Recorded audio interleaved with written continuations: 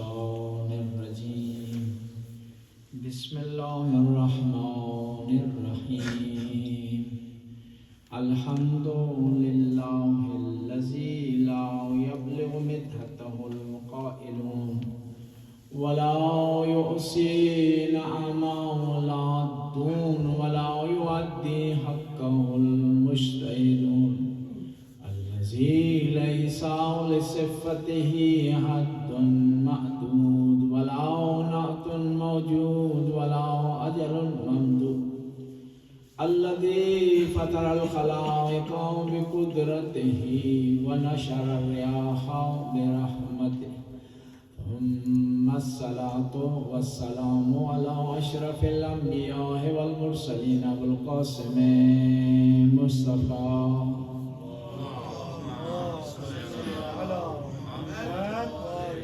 وعلى عطرته الطيبين الطاهرين المعصومين المظلومين ولعنة الدائم على أعدائهم أجمعين من الآن إلى لقاء يوم الدين قال رسول الله صلى الله عليه وآله وسلم الناس في نيام وإذا ماتوا انتبهوا صلى الله عليه وسلم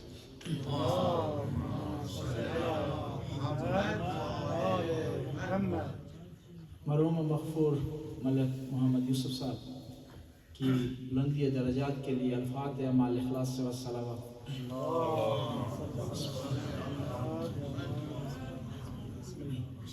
الرحمن الرحیم مالک یوم الدین ایاک نعبد و ایاک نستعین اهدنا الصراط المستقیم صراط الذین انعمت علیہم غیر المغضوب علیہم ولا الضالین. بسم اللہ الرحمن الرحیم قل هو اللہ احد اللہ الصمد لم یلد ولم یولد ولم یکن له کفوا احد. خدا اس محفل کا، اس مجلس کا، قرآن خوانی کا جو یہاں تلاوت کی گئی، اس کا ثواب مرحوم و مغفور ملک یوسف صاحب کو پہنچاؤ، قبر کو منور فرما، ان کے درجات کو بلند فرما، یا اللہ ان کی منزلیں آسان فرما، اس عظیم سانے پر رشتہ داروں کو، لواحقین کو، بچوں کو صبر کرنے کی توفیق عطا فرما. اللہم صلی علی محمد. پیغمبر گرامی کا ارشاد ہوتا ہے کہ لوگ غفلت میں ہیں اور جب موت نے آئے گی تو یہ جاگ اٹھیں گے. یعنی دیکھیں کتنا پیارا جملہ پیغمبر نے ارشاد فرمایا. یعنی ہماری زندگی کو کیا کہا ہے؟ نیند کا، غفلت کا، اور مرنے کو جاگنا کا. یہ کیوں کہا پیغمبر؟ یعنی جب اس دنیا میں ہم غافل ہیں، ہمیں نہیں اس بات کی طرف توجہ نہیں ہے کہ مرنے کے بعد ہم نے جواب دینا ہے، ہم سے پوچھا جائے گا، سوال کیا جائے گا، ایک ایک لمحے سے متعلق سوال کیا جائے گا. من یعمل مثقال ذرۃ خیرا یرا، کہ جو آدمی ذرہ برابر اچھائی کرے گا وہ وہاں اس کو دیکھے گا، ذرہ برابر برائی کرے گا اس کو وہاں دیکھے گا. جب ہمیں پتا ہے کہ ہم نے ایک دن دنیا سے چلے جانا ہے، دنیا میں بہت ساری ایسی چیزیں ہیں جو یقینی نہیں ہیں، ہم ان پر یقین رکھتے ہیں، اور موت جو یقینی ہے اس پر یقین نہیں رکھتے. جب کوئی فوت ہوتا ہے تھوڑی دیر کے لیے پریشان ہوتے ہیں، ہم تھوڑی دیر کے لیے غمگین ہوتے ہیں، پھر اس کے بعد اپنے کاروبار میں لگ جاتے ہیں. حالانکہ زندگی اور موت سے متعلق سوچنا، سمجھنا، پلان بنانا ساتھ ساتھ چلنا چاہیے. کوئی بھی دنیا میں ایسا نہیں ہے کہ جس کو موت نہ آئے.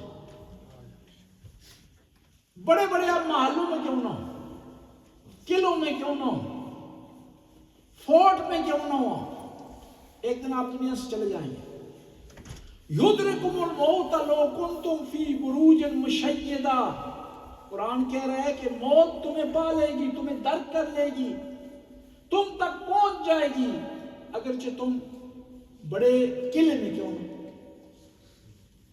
جب موت یقینی ہے، اس سے چھٹکارا نہیں، اس سے چارہ نہیں، تو اس کے لیے سامان تیار کرنا چاہیے. کیونکہ ہمارا یقین ہے کہ موت فنا ہونے کا نام نہیں ہے، ختم ہونے کا نام نہیں ہے، نیستی اور نابودی نہیں ہے، بلکہ اس دنیا سے دوسری دنیا کی طرف منتقل ہونا ہے۔ جب دوسری دنیا کی طرف منتقل ہونا ہے، ہم نے ایک سفر طے کرنا ہے، تو اس کے لیے تیاری کیوں نہیں ہے؟ اس کے لیے سامان تیار کیوں نہیں کرتے؟ آج ہم ملک یوسف صاحب کے لیے یہاں اکٹھے ہوئے ہیں، کل معلوم نہیں ہم میں سے کسی اور کا یہ معاملہ ہو۔ اب ملک یوسف دنیا سے ان کا رابطہ کٹ گیا، ان کے اعمال کی فائل بند ہو گئی ہے، ان کی نیکیوں میں اضافہ نہیں ہو سکتا، لیکن میں اور آپ، ہماری لیے فرصت ہے، ہماری لیے چانس ہے۔ اور دنیا سے جو انسان جاتا ہے نا، تو کوئی بھی نہیں کہتا کہ اس نے کتنی پراپرٹی چھوڑی، کوئی نہیں کہتا کہ کون سے کس قسم کے گھر میں رہتا تھا، کوئی بھی یہ نہیں کہتا کہ کون سی سواری کون سی گاڑی اس کے پاس تھی۔ کیا ہوتا ہے کہ اس کے اعمال اچھے تھے، اور آگے بھی نہیں پوچھا جاتا۔ دنیا والے کہتے ہیں نا کہ اس نے اپنے بچوں کے لیے یہ گاڑی چھوڑی، یہ مکان چھوڑا۔ آخرت میں جو قبر میں ہے وہاں نہیں پوچھا جاتا، وہاں یہ نہیں معاملہ ہوتا کہ کون سی چیز چھوڑ کر آیا اور کہاں یہ رہتا تھا، سواری اس کی کیا تھی، لباس اس کا کیا تھا، کون سے اوزار استعمال کرتا تھا، یہ نہیں پوچھا جاتا۔ وہاں پوچھا جاتا ہے کہ لے کر کے آئے ہو، عقیدہ تمہارا کیسا تھا، نماز پڑھی یا نہیں پڑھی، حق و حقوق ادا کیے یا نہیں کیے، اپنی زبان کو کنٹرول میں رکھا یا نہیں رکھا، من ربوں کا، من دینوں کا، من اماموں کا، ماں قبلتوں کا، وہاں سوال ہو۔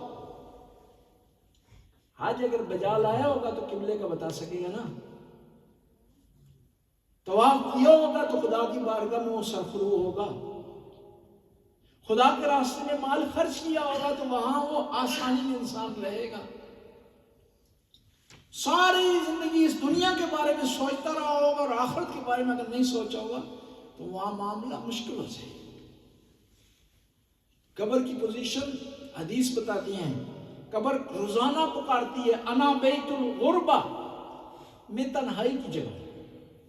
وہاں مال آپ کے کام نہیں آئے گا، دولت آپ کے کام نہیں آئے گی، دوست و احباب قبر میں آپ کو کوئی فائدہ نہیں پہنچا سکتے، مقام و منصب آپ کو فائدہ وہاں نہیں پہنچا سکتا۔ وہاں دنیا میں کتنا اچھا لباس پہنا ہوگا، وہاں پر وہی لباس ہے، سفید ہے، آپ کی مرضی کا رنگ وہاں آپ کے لباس میں نہیں ہوگا۔ اور وہاں جو لباس آپ پہن کر جائیں گے قبر میں نا، وہ آپ نے خود بھی نہیں پہنا ہوگا، کسی دوسرے نے آپ کو پہنایا ہوگا۔ وہ بھی نصیب کی بات ہے، کئی لوگ ہیں ان کو کفن ہی نصیب نہیں ہوتا، جو ڈوب کر مر جاتے ہیں، جہاز کریش ہو گیا، لاش نہیں ملی۔ وہاں انسان کا سفید لباس ہے، غریب کبھی ہوئی ہے، امیر کبھی ہوئی ہے، پیسے والے کبھی ہوئی ہے، جس کے پاس پیسہ نہیں تھا اس کی بھی، پراپرٹی والے کبھی ہے، وہی لباس ہے، غیر پراپرٹی۔ وہ لباس آپ کو وہاں کام دے سکتا ہے، وہ لباس قبر میں تب آپ کو کام دے گا، تب آپ کے لیے مفید ہوگا کہ اس دنیا میں دوسرے لوگوں کے گناہوں پر آپ نے پردہ ڈالا ہوگا تو پردہ آپ کا رہ جائے گا۔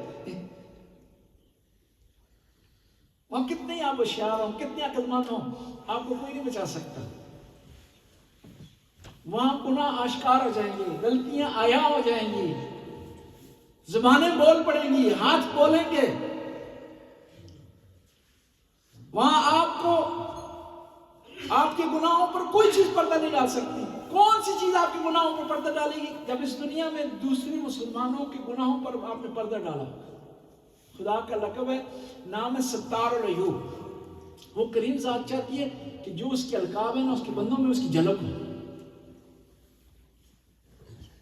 اور خدا بھی گناہوں پر پردہ اس وقت تک ڈالتا ہے جب ہم خود حیا کریں، اس کی نافرمانی نہ کریں، اس کے دیے ہوئے فرائض میں کوتاہی نہ کریں، دوسروں کا حق ادا کریں۔ اور یہ یاد رکھیں نا، جب خدا گناہ سے پردہ اٹھا لے نا، کوئی انسان کو بچا نہیں سکتا۔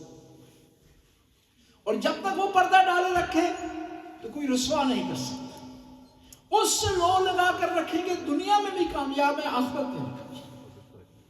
قبر کہتی ہے انا بیت الغربہ، میں تنہائی کی جگہ ہوں، انا بیت الوحدت والوحشہ، میں ڈراؤنی جگہ ہوں۔ کس کے لیے ڈراؤنی ہے؟ گناہگار کے لیے، خطاکار کے لیے، معصیت کار کے لیے، جس نے دوسروں کا حق کھایا ہے، زبان درازی کی ہے، لوگوں کو تکلیف پہنچائی ہے۔ لیکن وہ آدمی جو لوگوں کے لیے آسائش فراہم کرتا رہا ہے، وہ کیا ہے؟ الموت ریحانۃ المومن، مومن کے لیے موت پھول ہے، خوشبو ہے۔ موت کے بعد قبر میں کون سی چیزیں کام آئیں گی؟ نماز آپ کے کام آئے گی، روزے آپ کے کام آئیں گے، زکوٰۃ آپ کے کام آئے گی، فرائض جو بجا لائے ہیں وہ آپ کے کام آئے گی۔ کیا کہے گی نماز؟ اس نے دنیا میں میرا خیال رکھا ہے، قبر میں میں اس کا خیال رکھوں گی، جب کوئی بھی نہیں۔ کہتے ہیں جب دفنا لیا جاتا ہے نا آدمی کو، دفنانے کے بعد سب لوگ چلے جاتے ہیں، مردہ پریشان ہوتا ہے، خدا کی آواز آتی ہے کہ میرے بندے پریشان نہ ہونا، دنیا تجھے چھوڑ کے چلی گئی ہے، بیٹا بھی چلے گیا، بیوی بھی چلے گی، دوست بھی چلے گئے، لیکن میں تیرا غمخوار ہوں قبر میں، تجھے تنہا نہیں رہنے دوں گا، تجھے پریشان نہیں ہونے دوں گا، تجھ پر پریشانی طاری نہیں ہونے دوں گا۔ یہ تب ہوگا جب اس دنیا میں خدا کے ساتھ انسان رابطے میں رہا ہو۔ دنیا میں آپ خدا سے رابطے میں رہیں گے، قبر میں خدا آپ کے ساتھ رابطے میں رہے گا۔ دنیا میں آپ کوشش کریں، وہ کام کریں جو قبر میں کام آپ کو آتے ہیں۔ اعمل للآخرہ کأنک تموت غدا، کہ آخرت کے لیے اس طرح کام کریں جس طرح آپ نے اگلے مرحلے اس دنیا سے چلے جانا۔ پھر کیا کہتی ہے قبر؟ انا بیت التراب، میں مٹی ہوں۔ دنیاوی لحاظ سے آپ جب آپ کا گھر ہوتا ہے تو ہر قسم کی آسائش کا انتظام کرتے ہیں، سردی ہو تو ہیٹر لگا لیتے ہیں، گرمی ہو تو اس کے لیے انتظام کر لیتے ہیں، نرم بستر۔ لیکن قبر میں یہ چیزیں نہیں ہیں۔ قبر کیا کہتی ہے؟ انا بیت التراب، میں مٹی ہوں۔ وہ مٹی جس پر بیٹھنا آپ پسند نہیں کرتے تھے، وہ مٹی جس سے آپ ڈرتے تھے، وہ مٹی جو آپ کے لیے اذیت کا باعث بنتی تھی، قبر میں آپ چاہیں یا نہ چاہیں وہ مٹی، وہاں کوئی اور انتظام نہیں، لیکن اسی مٹی کو آپ گلے گلزار بنا سکتے ہیں، جنت بنا سکتے ہیں، باغ بنا سکتے ہیں، خوشبوئیں وہاں لا سکتے ہیں، بشرطے اس کے لیے دنیا میں آپ انتظام کریں۔ کہتے ہیں مات ولد الآدم، جب انسان دنیا سے چلا جاتا ہے، انقطع عمل، اس کا عمل کٹ آف ہو جاتا ہے، اس کا نامہ اعمال بند ہو جاتا ہے، فرصت ختم ہو جاتی ہے، اور فرصت کا تو پتہ نہیں چلتا۔ بعض لوگوں سے ہم جب کہتے ہیں کہ بھئی نماز پڑھیں، کہتے ہیں مولوی صاحب میں اب بوڑھا تو نہیں ہوں نماز پڑھیں۔ یہ نہیں، موت بوڑھے اور جوان کا معاملہ نہیں ہے، موت ہر ایک آدمی کو آ سکتی ہے، اور اگر اس سے پہلے اگر انسان ہم غافل رہے ہیں تو اس کے بعد غافل نہیں ہونا چاہیے، فرصت کو، چانس کو ضائع نہیں کرنا چاہیے۔ پھر کہتی ہے موت، قبر کہتی ہے انا بیت الدود، میں کیڑے مکوڑوں کی جگہ ہوں۔ انسان جو اپنی زندگی میں فخر کرتا تھا، یہ قسم قسم کی آسائشیں، آرائشیں اپنے لیے چنتا تھا، بال نہیں ہوتے بال لگوا لی جاتے ہیں، دانت نہیں ہوتے دانت لگوا لی جاتے ہیں، اور بدن میں کوئی نقص ہو اس کو برطرف کر دیا جاتا ہے، تاکہ انسان چاہتا ہے کہ خوبصورت دکھائی دے۔ اگر چاہتا ہے قبر میں بھی خوبصورت دکھائی دے، وہاں پر بھی دیکھنے کے قابل رہے، اس دنیا میں انسان اعمال کرے۔ اہل بیت نے یہی ہمیں سکھایا۔ پیغمبر نے جاتے ہوئے بڑی پیاری حدیث ارشاد فرمائی، انی تارکم فیکم الثقلین کتاب اللہ و عطرت اہل البیت، کہ میں تمہارے درمیان دو چھوڑ کر جا رہا ہوں چیزیں، ایک اللہ کی کتاب اور دوسرا اہل بیت۔ امام حسین نے، ہم تو کچھ بھی نہیں کر رہے اسلام کے لیے، اپنا سارا کنبہ قربان کر دیا امام حسین نے کر دیا، علی اکبر جیسا جوان قربان کر دیا، قاسم کی جوانی لٹا دی امام حسین نے۔ جب دیکھا کہ دین اسلام نہیں بچ رہا نا، تو اپنے ننھے علی اصغر کو میدان میں لے کر،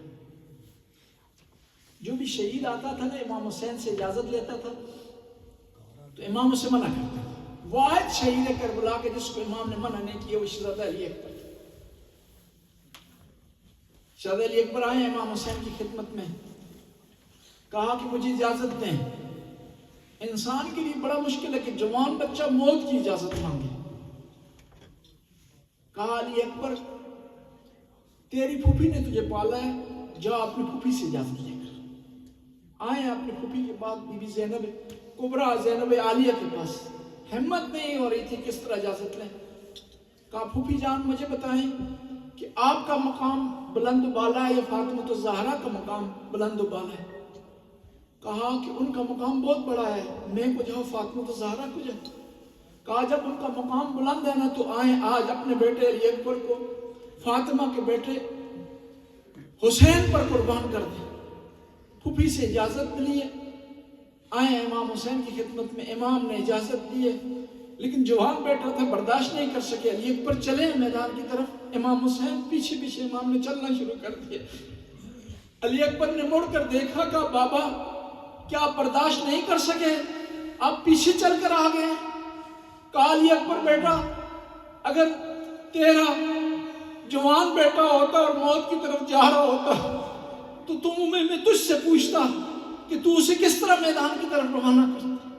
کہتے ہیں علی اکبر میدان میں روانہ ہوئے, تھوڑی دیر بعد لڑتے رہے. لڑنے کے بعد اور جب علی اکبر میدان کی طرف روانہ ہو رہے تھے نا تو امام حسین نے دعا کے لیے ہاتھ بلند کیے. کہا اللہم اشہد علی ہؤلاء القوم قد برز علیہم غلاما اشبہ برسولک واذا اشتقنا لزیارت رسولک نظرنا علیہ. خدایا تو گواہ رہنا, آج حسین اپنے اس بیٹے کو میدان کی طرف روانہ کر رہا ہے جو تیرے نبی کی شبیہ تھا, تیرے نبی کا ہم شکل تھا. اور مجھ حسین کو جب بھی اپنے نانا کی زیارت کا اشتیاق ہوتا تھا نا تو میں علی اکبر کی طرف دیکھتا تھا. یہ دعا کی, علی اکبر میدان کی طرف روانہ ہوئے. لڑتے لڑتے تھک گئے اور واپس آ گئے. کیا کہا بابا کی خدمت میں, اپنے بابا کی خدمت میں کہتے ہیں یا ابتا کل سکن الحدید قد اجہدنی, مجھے لوہے کی سنگین نے میری قبر کو چکا دیا. ولعطش قد قتلنی, پیاس نے آپ کے علی اکبر کو مار ڈالا. حل لکا من ماء سبیل, بابا کوئی پانی کا تھوڑا بہت انتظام ہو سکتا ہے. خدا کسی باپ کو بیٹے کے سامنے شرمندہ نہ کرے. آج علی اکبر اپنے بابا سے وہ مانگ رہا ہے, وہ چیز مانگ رہا ہے جو بابا کے پاس نہیں تھا. اور کس سے مانگ رہا ہے؟ اس حسین سے مانگ رہا ہے جس کے در سے کبھی بھی سوالی خالی ہاتھ نہیں پڑتا. امام حسین بالکل نہیں بولے, اپنی خوش زبان علی اکبر کے منہ میں رکھی. زبان کا رکھنا تھا. علی اکبر گھبرا کر پیچھے ہٹے. کہا بابا میں شرمندہ ہوں, کاش کہ میں آپ سے پانی نہ مانگتا. آپ کی زبان تو میری زبان سے بھی زیادہ خشک ہے. امام علی اکبر دوبارہ میدان کی طرف پلٹے. ذہن میں خیال تھا کہ میرے بابا پیاسے. ہر شہید جب میدان میں جاتا تھا گھوڑے سے گرتا تھا, امام حسین کو مدد کے لیے پکارتا تھا. جب علی اکبر گھوڑے سے گرے نا امام حسین کو مدد کے لیے نہیں پکارا. کیا کہا بابا آپ کا علی اکبر پیاسا نہیں رہا. ھذا جدی رسول اللہ, یہ میرے سامنے نانا رسول اللہ آ گئے ہیں اور ہاتھ میں جام کوثر لیے ہوئے ہیں اور کہتے ہیں علی اکبر جلدی کر, میں نے تیری پیاس کے لیے انتظام کر دیا. جب علی اکبر گھوڑے سے گرے ہیں نا امام حسین دوڑتے ہوئے علی اکبر کی لاش پر آئے ہیں, سر کو گود میں لیا ہے. بڑا پیارا انداز تھا امام کا. جوان بیٹے ہوں, جس باپ کا جوان بیٹا ہو اسے سمجھ سکتا ہے. پتہ کیا سر کو گود میں لیا. وَذَا خَطُّ وَلَا خَطِّ, علی اپنے رخساروں کو علی اکبر کے رخساروں پر رکھا. وَبَكَى بُكَاءً شَدِيدًا, اور کیا کہا علی اکبر بیٹا تو نے میرے نانا سے حوض کوثر پی لیا, تو نے آسانی خرید لی, لیکن تیرے بابا نے عظیم مزید مصیبتیں برداشت کر لی. الا لعنۃ اللہ قوم الظالمین فسیعلم الذین یمنون من ینتقم. خدایا اس قرآن کی تلاوت کو کے ثواب کو، اس مجلس کے ثواب کو، ان مومنین اور مومنات جو تشریف لائے ہیں ان کی اجر کو ملک یوسف صاحب کے نام اعمال میں درج فرما، ان قبر کو منور فرما، ان کے درجات کو بلند فرما، یا اللہ ان کی منزلیں آسان فرما، انہیں نبی کریم کی آل بیت کی زیارت نصیب فرما، خدایا ان کی قبر کو جنت بنا دے، جنت کے باغوں میں سے ایک باغ بنا دے، یا اللہ جو یہاں تشریف لائے ہیں خدایا ان کے آنے کو قبول فرما، انہیں اجر عطا فرما، خدایا تو غفور رحیم ہے، رحم کرنے والا ہے، کرم کرنے والا ہے، خدایا اس غم کو ملک خاندان کے لیے آخری غم قرار دے، انہیں ہر قسم کے غم سے محفوظ فرما، آل بیت کے غم کو صحیح معنی میں منانے کی توفیق عطا فرما، خدایا تو غفور رحیم ہے، رحم کرنے والا ہے، کرم کرنے والا ہے، ہمیں اپنی قبروں کو خود سامان تیار کرنے کی توفیق عطا فرما، ہر وہ کام کرنے کی توفیق عطا فرما جس سے قبر منور ہو جاتی ہے، اور ہر اس کام سے پرہیز کرنے کی توفیق عطا فرما جو قبر کو تاریک بنا دیتا ہے، قبر کو اندھیرا بنا دیتا ہے، اندھیرے والی جگہ بنا دیتا ہے، خدایا تو غفور رحم کرنے والا ہے، کرم کرنے والا ہے، تیری بارگاہ میں ہم عاجزی سے عرض کرتے ہیں ہماری اس عبادت میں، قرآن کی تلاوت میں خدایا کو خطا اسے معاف فرما، ربنا آتنا فی الدنیا حسنہ وفی الآخرۃ حسنہ وقنا عذاب النار۔ آخر میں ایک دم پھر ملک یوسف صاحب کے اصال ثواب کے لیے الفاتحہ مال اخلاص سے والصلوات۔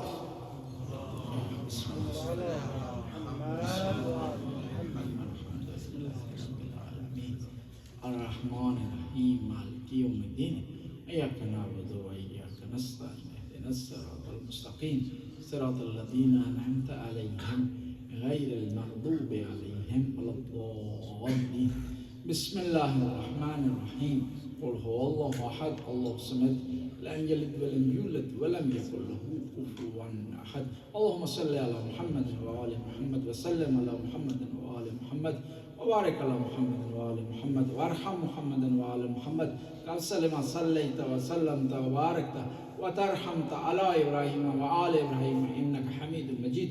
وصلی اللہ علی جمیع الانبیاء والمرسلین۔ اللہم اغفر للمؤمنین والمؤمنات والمسلمین والمسلمات الاحیاء منهم والاموات، اللہم تاب بیننا وبینہم بالخیرات انک مجیب الدعوات انک علی کل شیء قدیر۔ صلوات